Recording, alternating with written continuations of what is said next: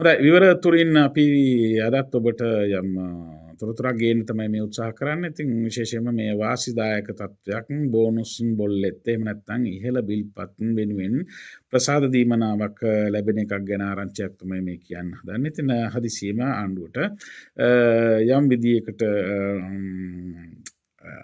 දුක හිතිලා වගේ එකක්. ඉතින් හදිසි පනතක් විදියට 2025 පෙබ්‍රවාරි 28 අංක 19 දරන විධිවිධාන පනත යටතේ තමයි මේ ප්‍රසාද දීමනාව දෙන නියෝගය පනවලා තියෙන්නේ. ඉතින් අපි ඇයි හේතුව කියලා අවසානයේදී කතා කරමු. ඉතින් මේක ලැබෙන්න නියමිත පවුල් සහ කුඩා සහ මධ්‍යම පරිමාණ විදුලිය පරිභෝජනය කරන ව්‍යාපාර සඳහා. ඉතින් ඒ සඳහා හදිසි පියවරක් විදියට මේ සහන දීමනාව දිය යුතුයි කියන එක තමයි මේ පන්ති නියෝගවල අඩංගු වෙන්නේ.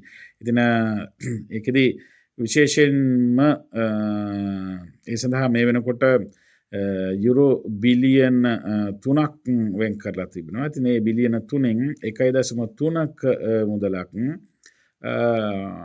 පවුල් සඳහා වෙන් කරලා තියෙනවා. එතකොට ඉතිරි 1.7 මුදල කුඩා සහ මධ්‍යම පරිමාණ විදුලිය පරිභෝජනය කරන ව්‍යාපාර සඳහා තමයි දෙන්න නියමිත. එය දවස් 60ක් ඇතුළත මේක නීතියක් බවට සම්මත විය යුතුව තිබෙනවා. ඉතින් එනිසා ඒ නියෝගයට අනුව විදුලිය සහ ගෑස් සුභාවික ගෑස් සැපීම සඳහා විශේෂ දායකත්වය පවුල් සඳහා යුරෝ 200ක මුදලක් ලබා දෙන්න තීරණය කරලා තියෙනවා. ඊළඟට එතකොට ව්‍යාපාර සඳහා එයාගේ ඒ ව්‍යාපාර වල ස්වභාවයම නැත්තම් විදුලිය හා ගෑස් බිල් වල ස්වභාවය මත තමයි දීමනාව තීරණය වෙන්න නියමිතව තිබෙන්නේ. ඉතින් මේ පවුල් සඳහා විශේෂයෙන්ම මේක ගණනය කරද්දී පාදක කරගන්නේ ආර්ථික තත්ත්ව දර්ශකය. එහෙම නැත්නම් අපි ඉසේ කියලා කියනවා. එතකොට ඒ ඉසේක අනුව තමයි මේ දීමනාව ලබන්න සුසුකම් ලබනවද කියන එක තීරණය වෙන්නේ. එතකොට යුරෝ 9530ක වගේ මුදලක් අවමේ තියෙන අය මේට ඇතුල් වෙනවා. ඊළඟට පවුලක දරුවන් 3 දෙනෙක් වගේ ඉන්නවා නම් ඒ අයගේ ඉසේක යුරෝ 15000 අවමය දක්වා යන්න පුළුවන්. ඊළඟට දරුවන් 3 දෙනෙකුට වැඩි නම් යුරෝ 20000 දක්වා මේ ඉසේ ගණනය කිරීම ඉහළ යනවා. ඊළඟට යම් විදියකට ඊට වෙනස් පවුල් තත්ත්වයන් යටතේ මේක යුරෝ 25000 දක්වා මේ අවමය යන්න පුළුවන්, සුසුකම් ලබන්න පුළුවන් ඒ පවුල් තත්ත්වයන් අනුව. කොහොමනත් ඒ හැර ඉසේකී ගණන් බැලීමකින් තොරව විශේෂයෙන්ම යම් ශාරීරික දුෂ්කරතාවක් තියෙන පවුල්වල අයට ඊළඟට එහෙම නැත්නම් විශේෂ විද්‍යුත් වෛද්‍ය උපකරණ භාවිතා කරන පවුල්වල අයට අනිවාර්යයෙන්ම මේ දීමනාව ඉසේ ගණන් බැලීමකින් තොරව ලැබෙන්න නියමිතයි. ඉතින් මේ ප්‍රසාද දීමනාව එතකොට පවුලකට යුරෝ 200ක් තමයි ලැබෙන්න නියමිතව තියෙන්නේ. ඉතින් කවදද කොහොමද ලැබෙන්නේ කියන එකට අවධානය යොමු කරද්දී කියන්නේ ලැබෙන නියමිතයි. විශේෂයෙන්ම දැනටමත්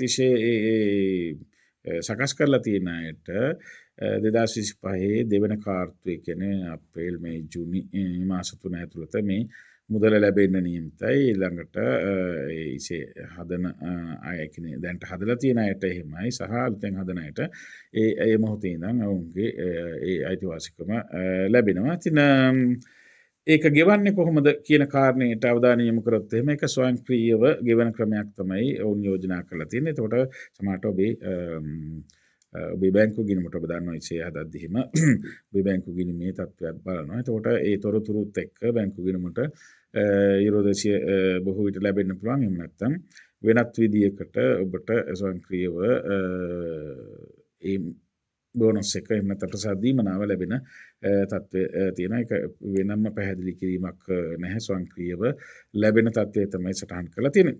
හොඳයි. දැන් අපි අවධානය යොමු කරොත් ඇයි මේ ආණ්ඩුවට මේ වගේ මේ ජනතාව ගැන යම් අනුකම්පාවක් ඇති වුණාද මේ බෝනස් එකක් ගෙවන්න. ඉතින් ඒකට ප්‍රධාන හේතුවක් තමයි ඔබ දන්නවා ඉතාලිය මේ පෞගි කාලේ මේක එකපාරම මේ විදුලිය ගාස්තු වැඩි වුණා. ඉතින් මේ ගාස්තු වැඩි වෙන්න ප්‍රධාන හේතුවක් වුණා එක පැත්තකින් මේ අනවශ්‍ය යුද්ධයකට පැටලිලා ඒකෙන් කරගත්ත හානි එකක් තමයි මේ ස්වභාවික ගෑස් විශේෂයෙන්ම රුසියාවෙන් 60%කට වැඩි ලාභ සාහනදායී මිල වලට තමයි ගත්තේ. එතකොට ඒක එහෙමම එන හිටියයින් පස්සේ සහ වෙනත් තැන්වලින් මේ ගෑස් මිල දී ගන්න ගියන් පස්සේ උන්ට වැඩි මිලක් ගෙවන්න සිද්ධ වෙනවා. එතකොට ඔවුන් ඒක ඔවුන්ගේ ඌ තීරණ අවසානයේදී ජනතාව මත තමයි පැටවුවේ. එතකොට ඒ නිසා ඒ වෙනකොට තිබිච්ච මේ බොල්ලෙත් වලට එහෙම නැත්නම් මේ බිල්පත් සඳහා ගෙවන්න තිබිච්ච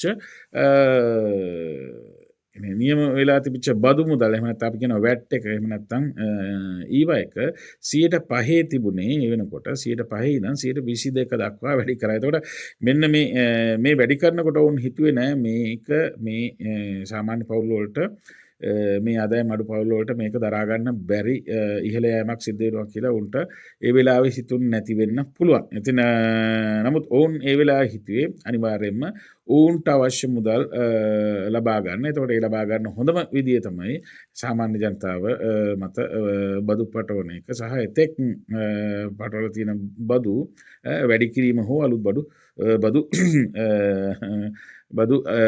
ඇතුල් කරන එක. ඉතින් මේක තමයි IMF වට්ටෝරුව. ඉතින් ඔබ දන්නවා ලංකාවේ මේ වෙනකොට අපි ඒකට හොඳටම පදම් වෙලා තියෙන්නේ ටියුන් වෙලා තියෙන්නේ. අපි සූරා කරන තැනට දැන් ඇවිල්ලා අවසානයේදී මේ වැඩිහිටි දීමනා සඳහාත්